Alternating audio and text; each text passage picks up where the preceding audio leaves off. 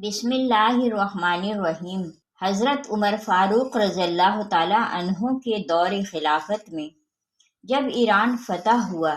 تو ایران کے آخری بادشاہ یزدگرد کی بیٹی حضرت شہربانو رضی اللہ تعالیٰ عنہا جنگی قیدی بن کر مال غنیمت میں آئیں۔ جب مال غنیمت تقسیم ہونے لگا تو اہل مدینہ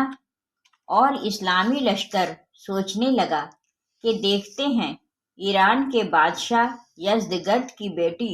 شہربانو کس خوش نصیب کے حصے میں آتی ہے۔ جب مال غنیمت تقسیم کرتے ہوئے شہربانو کی باری آئی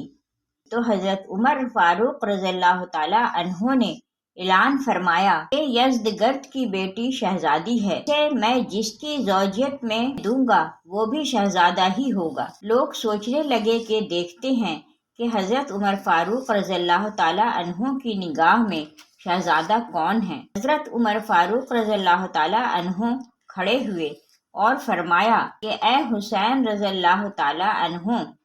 ہمارے ہاں شہزادہ تو ہی ہے، اور حضرت شہربانو رضی اللہ تعالیٰ عنہا کو حضرت امام حسین رضی اللہ تعالیٰ عنہ کی زوجیت میں دیا۔ حضرت عمر فاروق رضی اللہ تعالیٰ عنہ کے اپنے بیٹے حضرت عبداللہ رضی اللہ تعالیٰ عنہ بھی تھے، مگر حضرت عمر رضی اللہ تعالیٰ عنہ نے اپنے بیٹے پر حضرت امام حسین رضی اللہ تعالیٰ عنہ کو ترجیح دی، کیونکہ سب صحابہ کرام رضی اللہ تعالیٰ عنہ کو آقا صلی اللہ علیہ وآلہ وسلم ہی نہیں بلکہ آپ کے اہل بیت پاک بھی دل و جان سے عزیز اور محبوب تھے۔ ایک مرتبہ حضرت حسن رضی اللہ تعالیٰ عنہ حضرت عمر فاروق رضی اللہ تعالیٰ عنہ کے عہد خلافت میں ان کے دروازے پر تشریف لے گئے اور وہاں جا کر دیکھا حضرت عبداللہ بن عمر رضی اللہ تعالیٰ عنہ دروازے پر کھڑے ہوئے حاضر ہونے کی اجازت مانگ رہے ہیں۔ اتفاق سے ان کو حاضر ہونے کی اجازت نہ ملی۔ حضرت حسن رضی اللہ تعالیٰ عنہ یہ خیال کر کے کہ جب انہوں نے اپنے بیٹے کو اندر آنے کی اجازت نہیں دی تو مجھے کب اجازت دیں گے، واپس آ گئے۔ حضرت عمر فاروق رضی اللہ تعالیٰ عنہ کو معلوم ہوا کہ حضرت حسن رضی اللہ تعالیٰ عنہ اس خیال سے واپس چلے گئے ہیں تو آپ فوراً حضرت حسن رضی اللہ تعالیٰ عنہ کے پاس تشریف لے گئے اور فرمایا کہ مجھے آپ کے تشریف لانے کی اطلاع نہ تھی۔ حضرت حسن رضی اللہ تعالیٰ عنہ نے فرمایا میں اس خیال سے واپس آ گیا کہ جب آپ نے اپنے بیٹے کو اجازت نہیں دی تو مجھے کب دیں گے۔ یہ سن کر حضرت عمر رضی اللہ تعالیٰ عنہ نے فرمایا آپ جب تشریف لایا کریں تو بغیر اجازت کے آ جایا کریں۔ حضرت عمر فاروق رضی اللہ تعالیٰ عنہ بیت المال سے اپنے شہریوں کو جو وظیفے دیا کرتے تھے،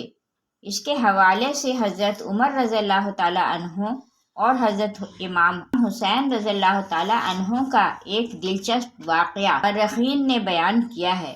جس سے ان دو بزرگوں کے باہمی تعلقات اور محبت و ادب کا اندازہ کیا جا سکتا ہے۔ حضرت عمر رضی اللہ تعالیٰ عنہ نے وظائف میں درجہ بندی کر رکھی تھی،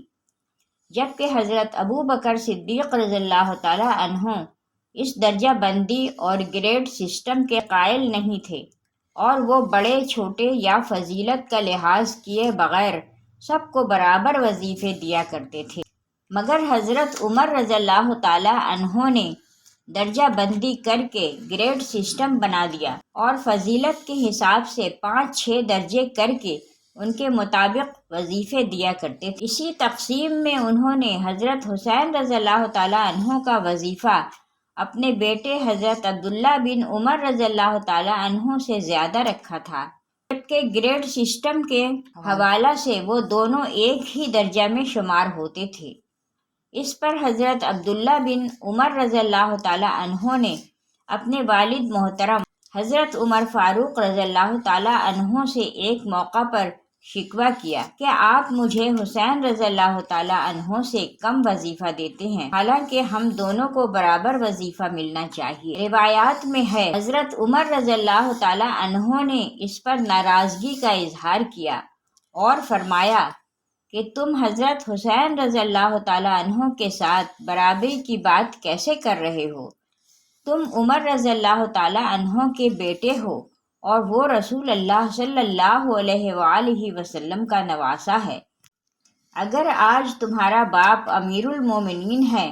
تو حضرت حسین رضی اللہ تعالیٰ عنہ کے نانا کی برکت سے ہے، اس لیے اس سوچ کو ذہن سے نکال دو۔ حضرت حسن رضی اللہ تعالیٰ عنہ اور حضرت حسین رضی اللہ تعالیٰ عنہ حضور نبی اکرم صلی اللہ علیہ وسلم کے نواسے اور رسالت مآب صلی اللہ علیہ وسلم کی گود میں پرورش پانے والے بچے تھے، اور ان دونوں کی عظیم قربانیاں ہیں۔ حضرت حسن رضی اللہ تعالیٰ عنہ کی قربانی یہ ہے کہ انہوں نے امت میں وحدت پیدا کرنے کے لیے اقتدار اور حکومت سے دستبرداری اختیار کی۔ وہ جب حضرت علی رضی اللہ تعالیٰ عنہ کی شہادت کے بعد خلیفہ بنے تو اس وقت کیفیت یہ تھی